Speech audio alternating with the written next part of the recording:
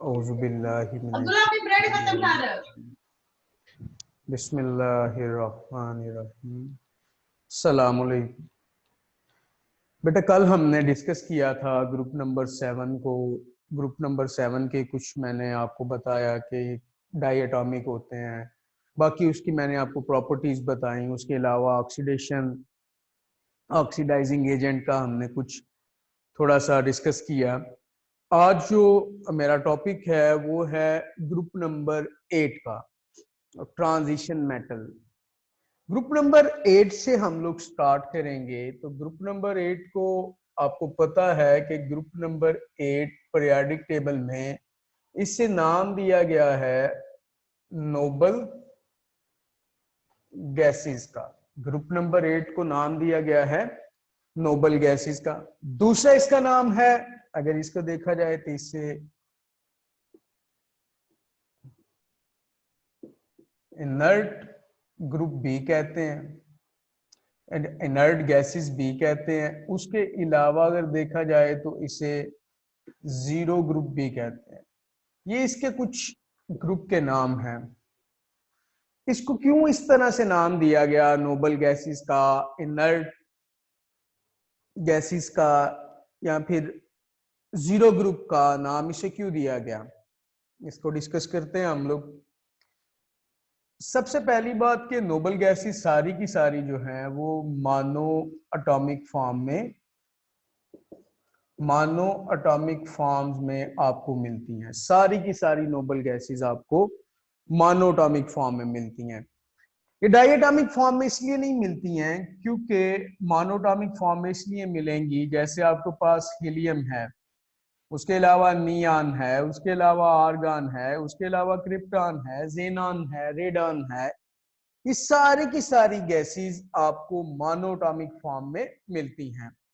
अब इन्हें noble gases इसलिए कहा जाता है कि पहला पॉइंट तो ये है कि इनका आउटर मोस्ट शेल कंप्लीट है। आउटर मोस्ट शेल कंप्लीट है। आउटर मोस्ट शेल कंप्लीट होने से मतलब क्या, कहें कैसे इसको एक्सप्लेन करते हैं हम लोग। आउटर मोस्ट शेल कंप्लीट जो है इस पे बात करते हैं। एक क्वेश्चन आपसे मैं पूछता हूं, why noble gases not making bond with other element, ये क्यों बॉन्ड नहीं बनाती हैं दूसरे एलिमेंट के साथ? इसकी क्या रीजन है कि ये क्यों नहीं बॉन्ड बनाती, जबकि दूसरे भी बहुत सारे एलिमेंट हैं, बाकी ग्रुप्स के एलिमेंट बॉन्ड बनाते हैं, लेकिन इस ग्रुप के एलिमेंट बॉन्ड क्यों नहीं बनाते?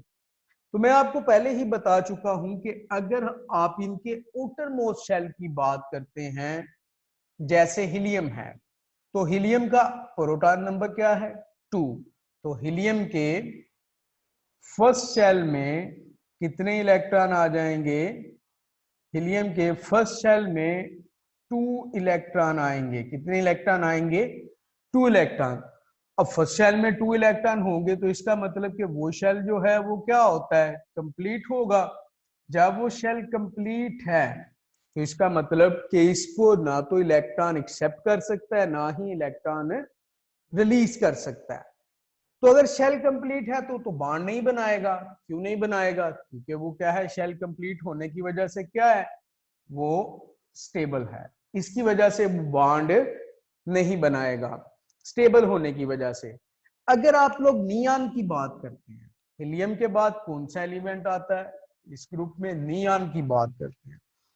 नियान की बात करते हैं तो नियान का एटॉमिक नंबर क्या है? 10 है। तो 10 में से इलेक्ट्रॉनिक कॉन्फ़िगरेशन 2 और 8। इधर मैं एक नियान का स्ट्रक्चर ड्रा करता हूं, शेल ड्रा करता हूं। 2 इलेक्ट्रॉन, क्लियरेंस के लिए एक दूसरा कलर यूज करते हैं। देन इसके सेकंड शेल में 1 2 3 4 5 6 7 8 और इसके लास्ट शेल में नियॉन जो है, इसके लास्ट शेल में कितने इलेक्ट्रॉन आ गए हमारे पास? 8 इलेक्ट्रॉन्स, 8 इलेक्ट्रॉन इसके लास्ट शेल में। इसका मतलब कि नियॉन का भी आउटर मोस्ट शेल क्या होगा फिर? कंप्लीट होगा। आउटर मोस्ट शेल क्या होगा? कंप्लीट। अगर किसी भी एलिमेंट का आउटर मोस्ट शेल कंप्लीट है तो वो दूसरे एलिमेंट के साथ बॉन्ड नहीं बनाएगा। इसी तरह से नियॉन के बाद आर्गन की बात करते हैं अगर हम लोग, तो आर्गन का एटॉमिक नंबर क्या हो जाएगा? आर्गन का एटॉमिक नंबर हो गया 18। आर्गन का एटॉमिक नंबर क्या है? 18। इलेक्ट्रॉनिक कॉन्फ़िगरेशन देखें आर्गन की तो क्या आएगा? 2 फर्स्ट शेल में, 8 सेकंड शेल में, एंड देन नेक्स्ट शेल में कितने आ गए? 8 इलेक्ट्रॉन। टोटल इसका एटॉमिक नंबर कितना? 18। 2 first shell, second shell 8 electron, then last shell also have 8 electron. अगर इसका भी अगर हम लोग आपको स्ट्रक्चर ड्रा करके बताते हैं,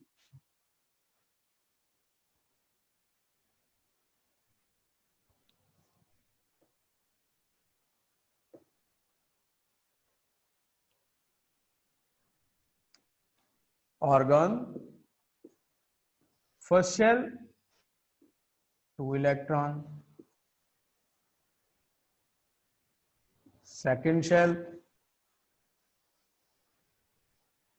8 इलेक्ट्रॉन, 1 2 3 4 5 6 7 8। लास्ट सेल में कितने इलेक्ट्रॉन आ गए इसके? 8 इलेक्ट्रॉन, 1 2 3 4 5 6 7 8। अब इसके आउटर मोस्ट शेल में, आउटर मोस्ट शेल में 8 इलेक्ट्रॉन है, तो इसका मतलब ये क्या होगा? इसका शेल कंप्लीट होगा। अब इनके अगर शेल्स कंप्लीट हैं तो ये बॉन्ड नहीं बनाएंगे दूसरे के साथ, क्योंकि ये स्टेबल हैं, और जब कोई चीज पहले से ही स्टेबल है तो वो दूसरे एलिमेंट के साथ जाकर केमिकली अटैच नहीं होगा, वो बॉन्ड नहीं बनाएगा। ये सारी की सारी नोबल गैसेस जो हैं वो स्टेबल हैं, इनके आउटर मोस्ट शेल कंप्लीट हैं। अगर इस तरह का सवाल आपसे पूछा जाए तो सिंपल सा आंसर है कि आउटर मोस्ट शेल क्या है? कंप्लीट है। अगर ये आउटर मोस्ट शेल कंप्लीट है तो इसका मतलब ये बॉन्ड नहीं बनाएंगे किसी दूसरे एलिमेंट के साथ।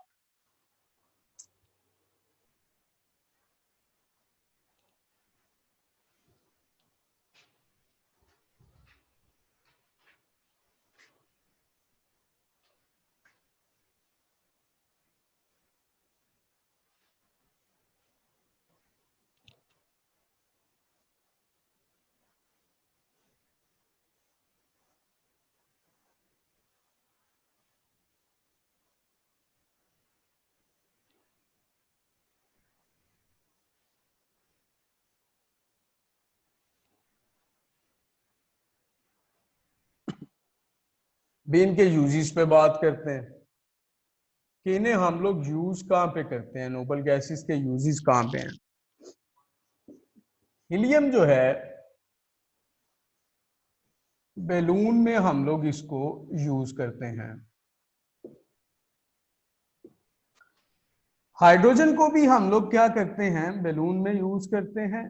लेकिन इन दोनों में से अगर कंपैरिजन किया जाए तो कंपैरिजन में एक बात क्लियर है कि हाइड्रोजन जो है इसको हम लोग बैलून में यूज करते हैं, लेकिन अगर बैलून फट जाता है तो इससे क्या होगा? इससे आपको पता है कि हाइड्रोजन एज अ फ्यूल भी हम लोग इस्तेमाल करते हैं। फ्यूल के तौर पे भी इसको इस्तेमाल किया जाता है। और यहां से फिर क्या हो सकता है कि बर्न हो सकता है, यानी कि फायर जो है वो पिक कर सकता है हाइड्रोजन गैस। लेकिन हीलियम में ऐसी एबिलिटी नहीं है। तो helium is better than hydrogen. अगर इनको बैलून में इस्तेमाल करते हैं तो helium is better than hydrogen. और हाइड्रोजन का आपको पता है कि हाइड्रोजन एज अ फ्यूल, बहुत सारे कंट्रीज में हाइड्रोजन एज अ फ्यूल भी हम लोग इसको इस्तेमाल करते हैं। ये भी एक हल्की गैस है, लेकिन हीलियम भी एक हल्की गैस है। हाइड्रोजन फर्स्ट एलिमेंट है पीरियोडिक टेबल का, हीलियम दूसरा एलिमेंट है पीरियोडिक टेबल का। अब इन दोनों में से अगर कंपेयर किया जाए तो हीलियम इज अ बेटर। क्यों? क्योंकि ये आग नहीं पकड़ती, और ये जो है ये आग को पकड़ लेती है, क्योंकि ये एज अ फ्यूल भी इस्तेमाल करते हैं हम लोग इसको। ये कुछ इसका हीलियम का यूजेस था। फिर आगे नियान आ जाती है। नियान का यूजेस क्या होगा? नियान का यूजेस आपने अक्सर देखा होगा कि आपके स्कूल में या फिर मस्जिद में या फिर शॉपिंग मॉल में कुछ क्लॉक लगे होते हैं जो कि रेड लाइट शो करते हैं। रेड तरह की छोटी छोटी लाइट्स वो शो करते हैं, जिसे हम लोग कहते हैं फ्लोरेसेंट लाइट।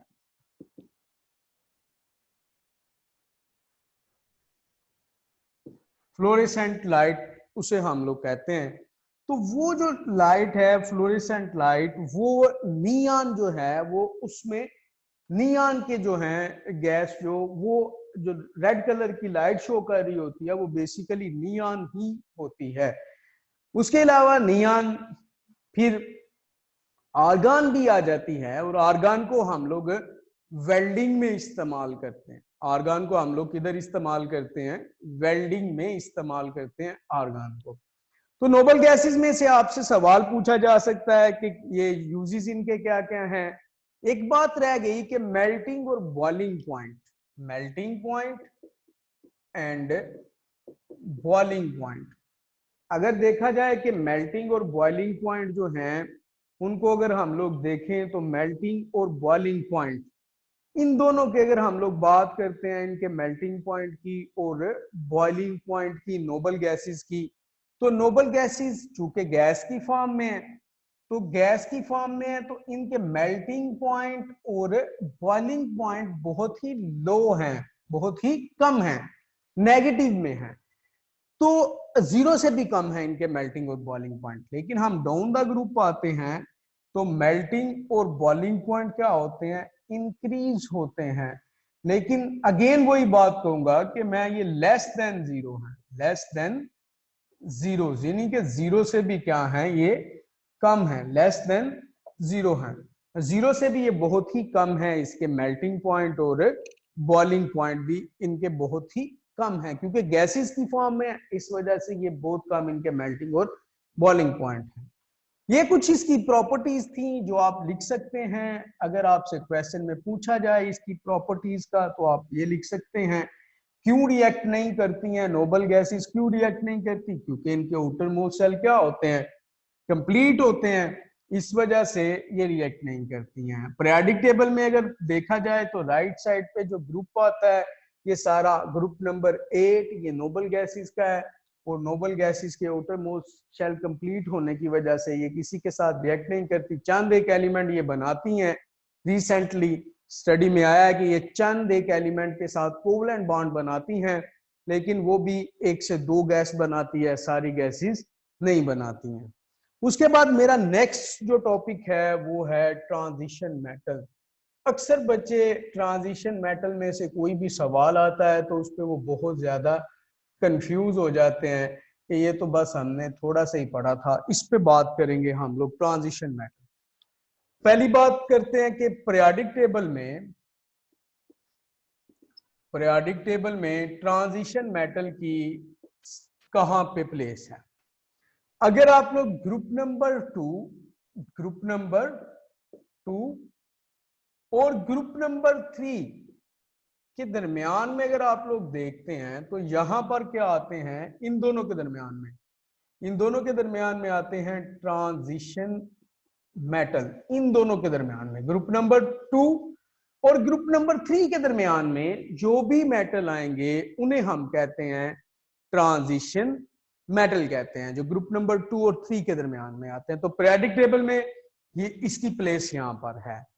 उसके बाद बात करते हैं इसकी कुछ कि जो ट्रांजिशन मेटल हैं, बहुत सारे ऐसे ट्रांजिशन मेटल हैं जिनकी प्रॉपर्टीज, ट्रांजिशन मेटल की प्रॉपर्टीज जो है वो ग्रुप नंबर 1 से सिमिलर है, ग्रुप नंबर 1 से सिमिलर है, ट्रांजिशन ऐसे मेटल हैं।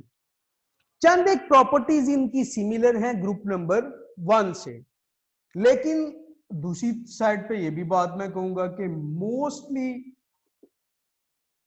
जो है वो डिफर करती हैं इसकी प्रॉपर्टीज ग्रुप नंबर 1 से, ग्रुप नंबर 1 से मोस्टली डिफर करती हैं। ट्रांजिशन मेटल की प्रॉपर्टीज ग्रुप नंबर 1 से बहुत ज्यादा डिफर करती हैं।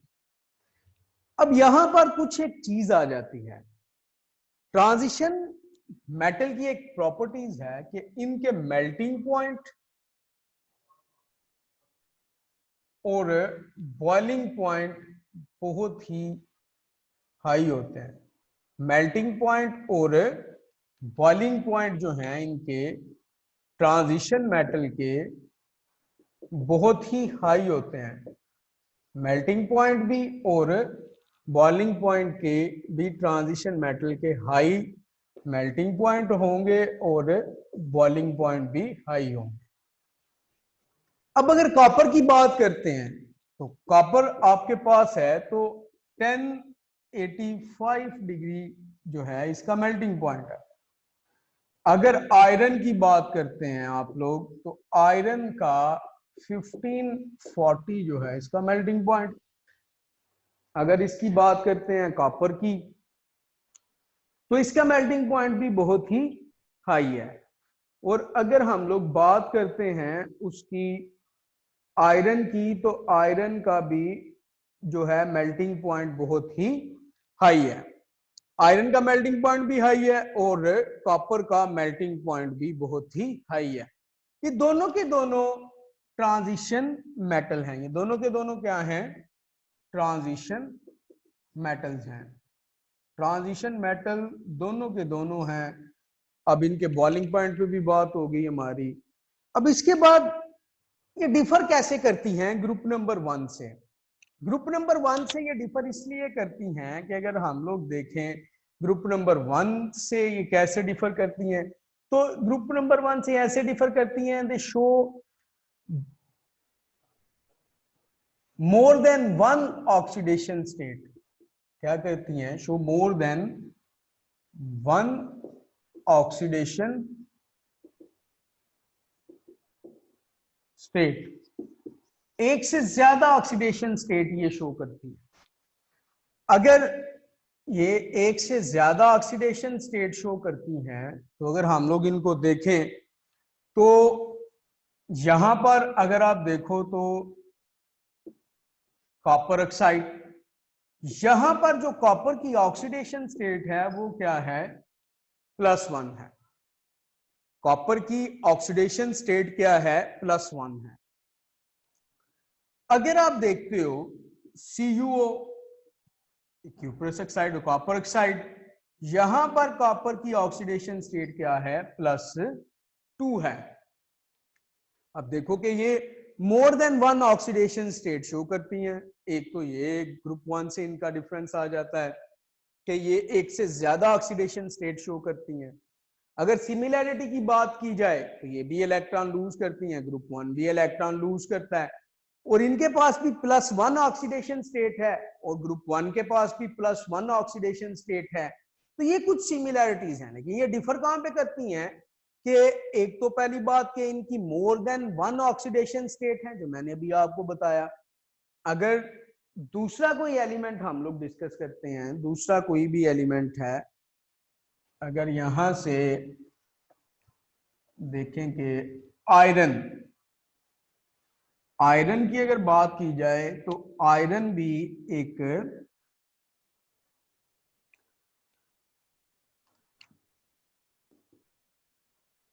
Fe O iron oxide.